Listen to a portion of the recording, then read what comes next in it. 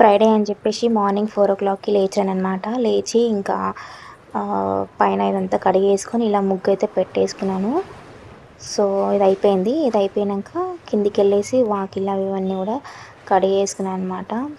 ఇంకా 4:00 ఇంకా చీకటిగానే ఉంది. అంటే 4:30, 4:45 అట్లా ఆ టైం అనమాట. చీకటిగానే ఉంది. ఇంకా తెల్లవారలేదు.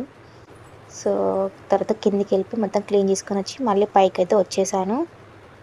ఇదనమాట. చూడండి నేను ఎట్లా గడప దగ్గర ఎట్లా ముగ్గేసానో, తులసి కోట దగ్గర ఎట్లా ముగ్గేసుకున్నానో అయితే చూపిస్తాను. చూడండి. ముగ్గు అనేది కేవలం మన ఇంటి అందం కోసమే మాత్రమే కాదు. మన సాంప్రదాయంలో ఇంటి గుమ్మాన్ని చాలా పవిత్రమైన ప్రదేశంగా భావిస్తాము. ఉదయం ఇంటి ముందు శుభ్రం చేసి ముగ్గు వేయడం ద్వారా ఆ రోజు మనసు మంచి ఆలోచనలతో ప్రశాంతంగా ఉంటుందని భావిస్తారు.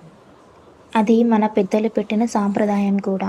శుభకార్యాలు వచ్చినప్పుడు ముగ్గుకు చాలా ప్రాధాన్యత ఉంటుంది. నా ఈ చిన్ని వీడియో మీకు నచ్చినట్లయితే లైక్ చేసి తప్పకుండా షేర్ చేసేయండి. Thank you.